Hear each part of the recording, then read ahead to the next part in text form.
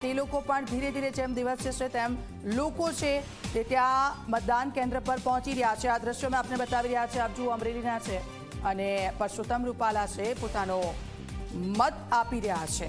તો રાજકોટના લોકસભા બેઠકના ઉમેદવાર છે પરસોત્તમ રૂપાલા, તેમની સામે પરેશ ધાનાણી અને લોકસભાનું આ મહાપર્વ તેમાં તેમણે પોતાનો ભાગ આપી દીધો છે અને તમામ લોકોને એ પણ કહી રહ્યા છે જેટલું વધુ મતદાન થશે તેના માટેની અપીલ કરવામાં આવી રહી છે। પરસોત્તમ રૂપાલા મતદાન કેન્દ્રમાંથી તેઓ બહાર નીકળી રહ્યા છે। આપ જુઓ વહેલી સવારથી જે ઉત્સાહ જોવા મળી રહ્યો છે।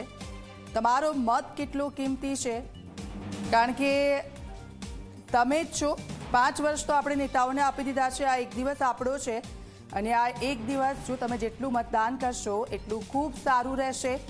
અને આપ જુઓ તેમના ધર્મપત્ની તેમની સાથે છે। મતદાન કેન્દ્રમાંથી તેઓ આંગળી પર તેમણે જે વોટ આપ્યો છે, જે શાહીનું નિશાન છે તે બતાવી રહ્યા છે અને મેં આ લોકશાહીનું જે પર્વ છે તેમાં હું ભાગીદાર બન્યો છું અને તમે પણ વધુમાં વધુ મતદાન કરો, મતદાન કેન્દ્રો પર પહોંચો અને તેના માટેની પણ વ્યવસ્થા કરી દેવામાં આવી છે।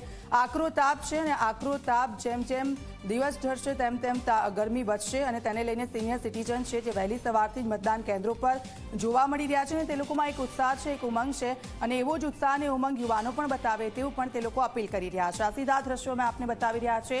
રાજકોટ ભાજપ ઉમેદવાર પરસોત્તમ રૂપાલાએ મતદાન કર્યું છે, તો બીજી તરફ ગૃહ રાજ્યમંત્રી હર્ષ સંઘવી તેમના પરિવાર સાથે તમામ લોકોને મતદાન કરવા માટેની અપીલ કરતા જોવા મળ્યા। ઈશ્વરિયા ગામની પ્રાથમિક શાળામાં તેમણે મતદાન કર્યું છે। પહેલા તો તેમણે ભગવાનના દર્શન કર્યા, આશીર્વાદ લીધા અને ત્યાર પછી તેઓ નીકળ્યા અને જે પ્રાથમિક શાળા છે ઈશ્વરિયા ગામે ત્યાં તેમણે મતદાન કર્યું છે।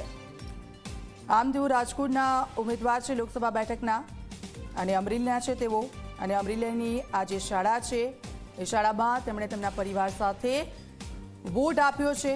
તમારા એક મતની કિંમત શું છે એ કદાચ તમે નહીં જાણતા હોય, પરંતુ આ એક મત છે કે જે જીતાડી પણ શકે છે અને જે હરાવી પણ શકે છે અને એટલા